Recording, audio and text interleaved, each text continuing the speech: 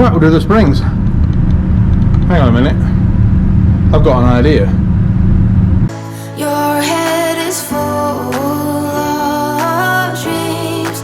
Tears are a proof of failure. You just gotta let them flow without judge. There's so many ways to be happy. You can do whatever you like. You don't have to be ready. You just gotta trust. Hi there guys, welcome to another episode. As you can see, I've got Alice up in the air. I've got a few days off from work, so obviously I thought I'd spend my time at work. But what I want to do is get the underside of here covered. At the moment it's got the factory underseal on here. As I mentioned in one of my videos previously, at some point some owner has like gone rallying with it or something, so it's got a big dent here, it's got some scratch marks. I want to try and get all of that covered up. Like I say, it's got the factory rust protection on it, so it's not brilliant in places. It's starting to go through. This stuff's pretty thin that is here, so I want to get it all covered in a nice body coat. Also I'm fitting the injection, so that tank is no good. The reason for that tank being no good is that sender there, it's got one port in, no, it's got one port out from there going to the carburetor.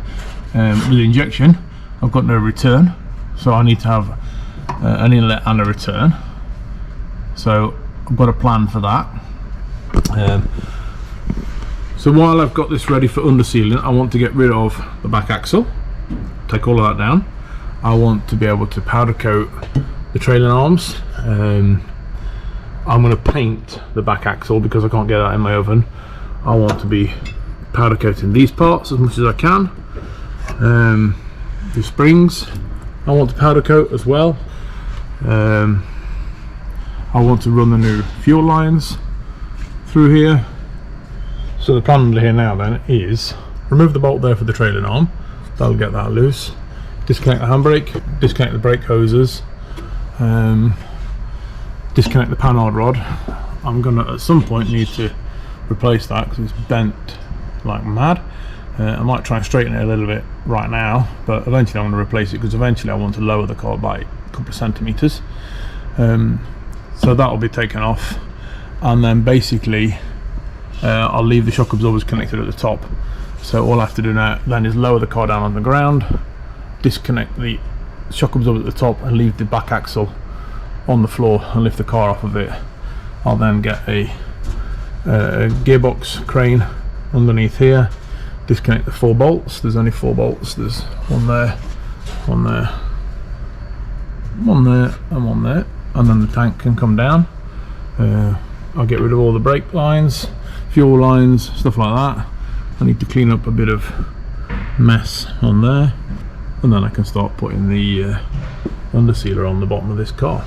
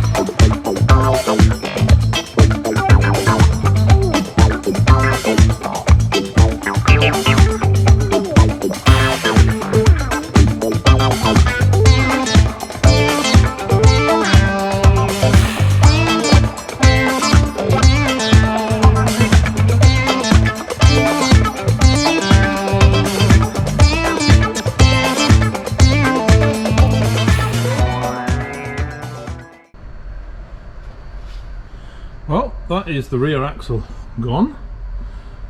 The fuel tank is out of the way. I've got the pipe for the sander unit. No, I've got the pipe for the filler to take out in a few minutes. Took all the brake pipes out, all the fuel lines out. Got a bit of cleaning to do now, and then I can start on the front legs. I'm going to take the complete shock absorbers, lead the drive shafts, take that, undo at the top there, take that off and undo the drive shaft and pull the whole unit out as one. And do the same on that side, which means I can then paint the inside of the wheel arches. So that's the plan next. Right, that's the wheels off. I can now get to the inside of here. I want to clean it all up a bit. You can see where I've welded some holes and patches up, so I need to sort that light out underneath on this side.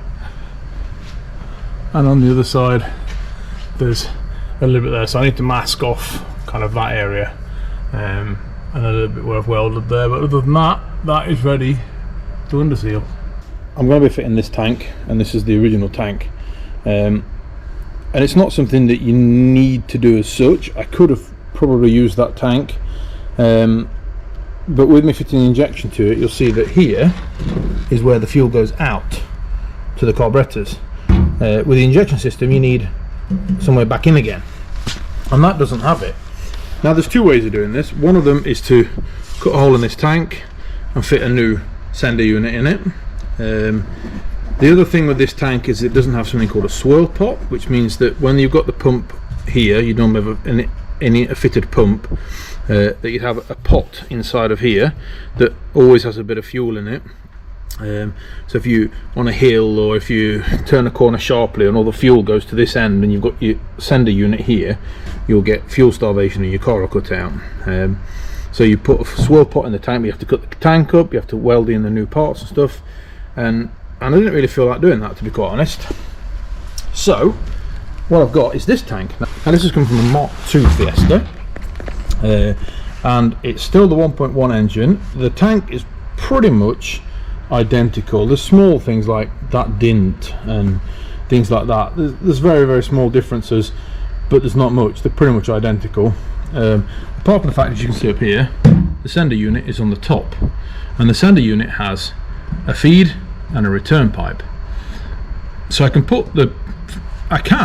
if I want to, just put the fuel pump straight to these pipes, so you've got a feed and a return, no problem. But this tank, the same as that tank, doesn't have a swirl pot in it.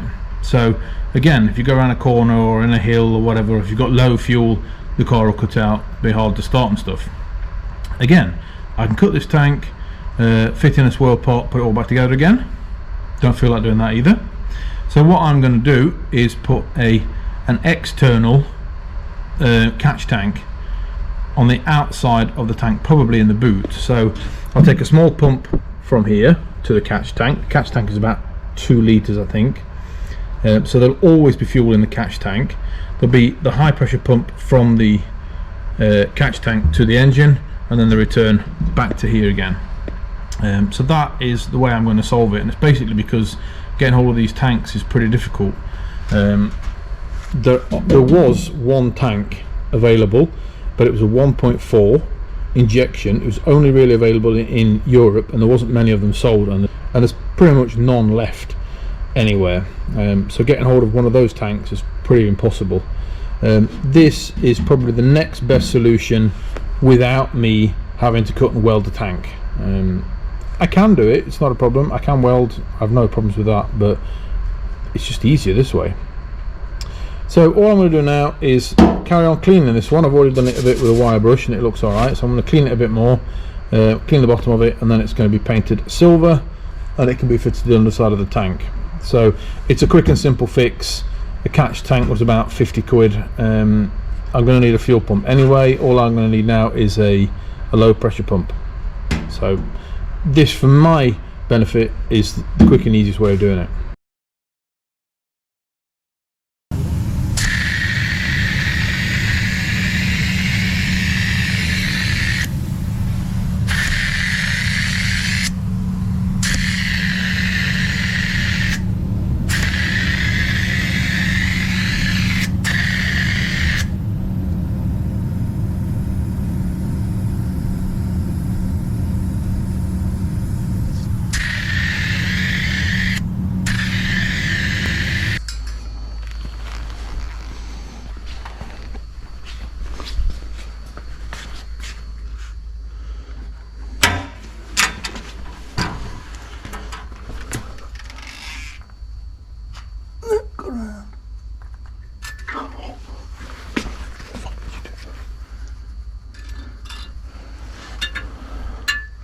bye bye.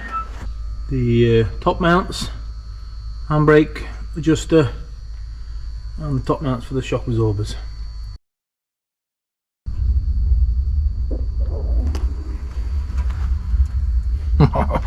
Signal red.